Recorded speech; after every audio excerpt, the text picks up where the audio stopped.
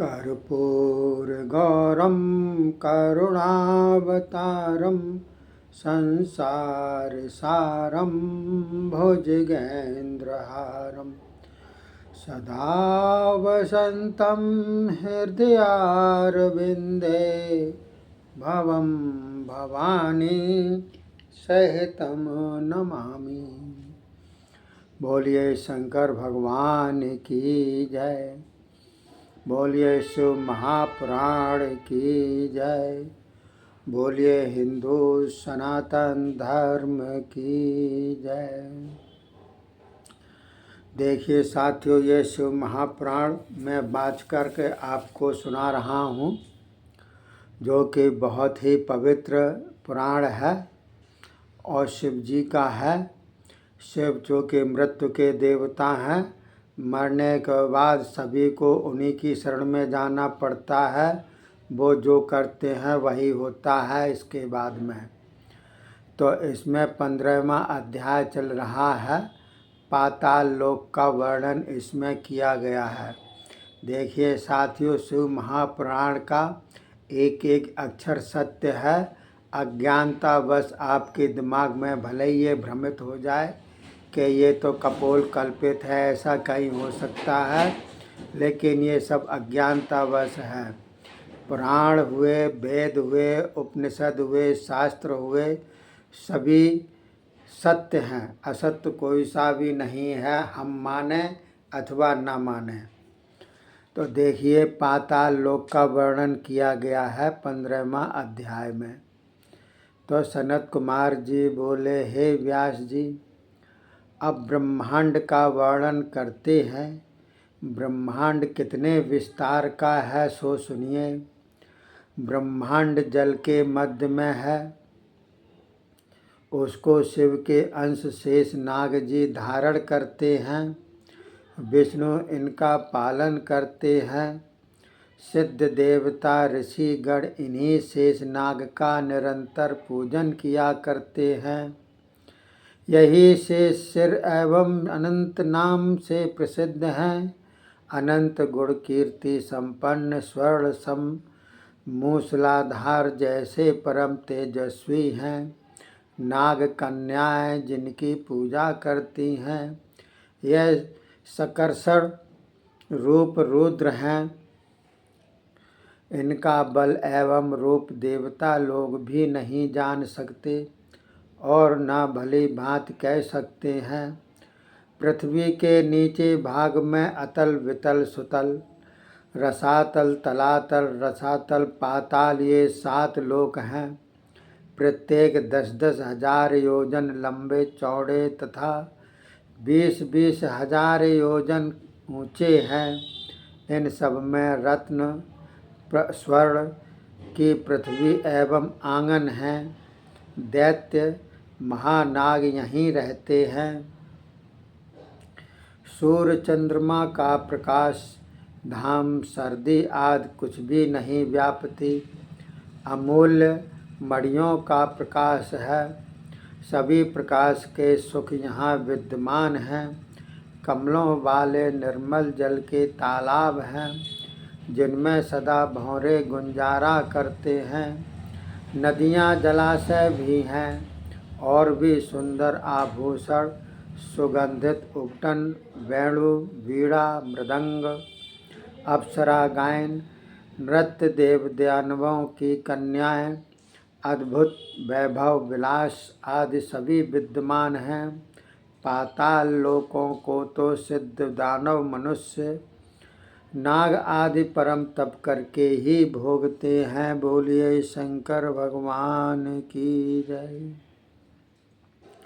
16वां अध्याय है, जिसमें नरकों से मुक्ति के उपाय बतलाए गए हैं। इन्हीं लोकों से ऊंचे हिस्से में रौरव सूकर महाज्वाला तप्त कुंड लवण विलोहित वैतरणी नदी क्रमि क्रमि भोजन कठिन अशिपत्रवन लाला भक्ष दारुण संदेश का कालसूत्र महारौरव सालमली आदिक बहुत ही दुखदायक नरक हैं। यहाँ आकर पापात्मा अनेकों यातना पाते हैं। जो भी ब्राह्मण गौ देवता उनको छोड़कर अन्य किसी अर्थ भी असत्य भाषण करता है, वह रौरव नरक में पड़ता है। गर्भपाती बालक, हत्यारा, सोने का चोर या सोना छीनने वाला, गौ को रोकने वाला, धोखों का करने वाला, विश्वासघाती, शराबी ब्राह्मण, हत्या करने वाला, पराये धन को चुराने वाला एवं इन लोगों का साथी गुरु, हत्यारा इत्यादि पापात्मा कुंभी नरक में पड़ते हैं।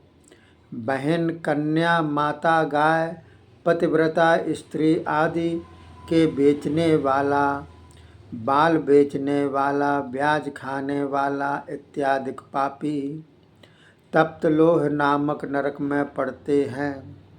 नौकर हटाने वाला, गुरु का अपमान करने वाला, सबसे प्रथम खाने वाला, देव निंदक, देवता बेचने वाला, अभोग्य स्त्री से भोग करता आदि सप्तबल नामक नरक में गिरते हैं।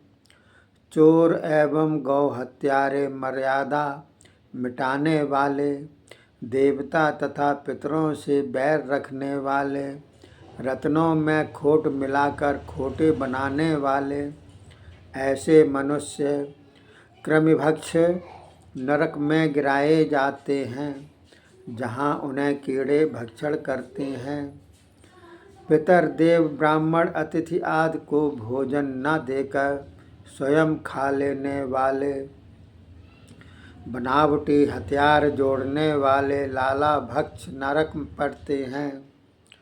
नीचों की संगत करने वाले, अनुचित दान देने वाले, घृत के बिना हवन करता, अभक्ष्य वस्तु खाने वाले, सोम रस बेचने वाले ब्राह्मण रुधिरोध नामक नरक में डाले जाते हैं। द्वार तोड़ने वाले, नगर का नाश करने वाले पापी वैतरणी नदी में डाले जाते हैं। युवा अवस्था के मद से चूर चूर होकर मर्यादा कुल रीत मिटा देने वाले, स्त्री की कमाई खाने वाले पापी जन कृत्य नरक में पड़ते हैं। बिना मतलब वृक्ष काट डालने वाले असिपत्र वन नामक नरक में पड़ते हैं।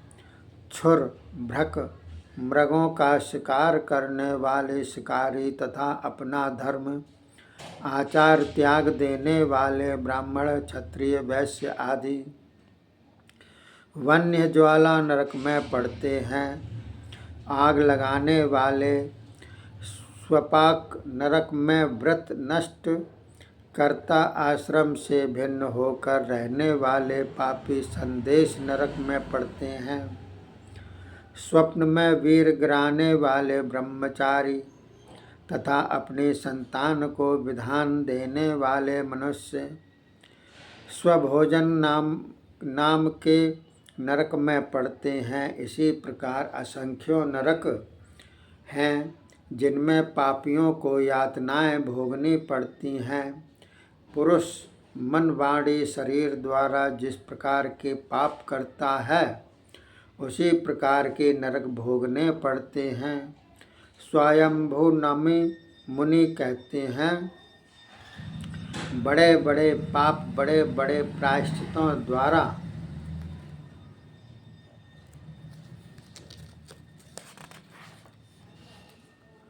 छोटे छोटे पाप छोटे छोटे प्रायश्चितों द्वारा निवृत्त किए जाते हैं। इनके भिन्न भिन्न प्रायश्चित कहे गए हैं। उन सभी प्रायश्चितों से तो बढ़कर भगवान शंकर का नाम स्मरण ध्यान सबसे उत्तम प्रायश्चित है। पाप, पुण्य, नरक, स्वर्ग के कारण रूप हैं। पाप दुख देते हैं, पुण्य सुखदाता हैं, किंतु पाप भी सुख दिखाकर दुख में डाल देते हैं। इसी कारण सच्चा सुखदाता संसार में कुछ भी नहीं। सुख दुख सभी मन की कल्पना है। सबसे विशेष ज्ञान है ब्रह्म के पहचानने में ज्ञान ही सार है। बोलिए शंकर भगवान की जय। अब ये 17वां अध्याय चल रहा है, जिसमें जम्बू द्वीप वर्णन का वर्णन है। तो जम्बू द्वीप वर्ष का वर्णन किस प्रकार से है। सनत कुमार जी बोले, हे व्यास जी, अब मैं 7 द्वीपों के साथ भूमंडल का विस्तार सुनाता हूँ, आप ध्यान से सुनें। जम्बू, प्लक्ष, सालमिली, कुश, क्रौच, शाक, पुष्कर, ये 7 महाद्वीप हैं। इनके चारों ओर 7 समुद्र लहरा रहे हैं। ये ही क्रमशः क्षार जल, ईख केसर, मध्य, घृत, दूध, दधी एवं मधुर जल से पूर्ण हैं। ये जम्बू द्वीप तथा प्लक्ष आदि 6 द्वीपों के मध्य में हैं। इनके मध्य में स्वर्ण का सुमेरु पर्वत है। यह पर्वत 64 कोस नीचे तक चला गया है और 336 कोस तक ऊंचा है। 128 कोस शिखरों का विस्तार है और नीचे मूल में 64,000 कोस का विस्तार है। इसके दक्षिण की ओर निषद, हिमाचल, हेमकूट नामक 3 पर्वत हैं। ये सभी पर्वत 40-40 हजार को के विस्तार में 40,000 कोस ऊंचे भी हैं। 40,000 के कोस के विस्तार वाला भारतवर्ष है। किम पुरुष एवं मरु के दक्षिण में हरि वर्ष हैं। उत्तर में रम्यक है, उसके पास ही हिरण्यमय है। उधर की ओर भारत के समान कुरब देश है। ये सभी 9-9 हजार योजन के प्रमाण में हैं। उनके मध्य में इलावृत्त हैं। उसी के मध्य में मेरु पर्वत 9 सहस्त्र योजन अर्थात 36,000 कोस ऊंचा स्थित है। इनके पूर्व में मंदिर, दक्षिण में गंधमादन, पश्चिम में विपुल एवं उत्तर में सुपार्श्व, ये चारों पर्वत शिखरों की भांति इलावृत्त के साथ मेरु से मिल रहे हैं। इनके ऊपर कदम्ब, जामुन, पीपल, बढ़ आदि वृक्ष पर्वतों की ध्वजा के समान 1100 योजन अर्थात 4,400 कोस के विस्तार में हैं। जम्बू द्वीप में जामुन के पेड़ों से हाथी के समान फल गिरते हैं। उनका रस निकलकर धारा रूप से पर्वत के चारों ओर बहता है। वहीं जम्बू नदी कहलाती है। वहाँ के निवासी वही जल पिया करते हैं। मेरु के पूर्व में भद्राश्च, पश्चिम में केतुमाल देश है। इन दोनों के मध्य इलावृत देश है।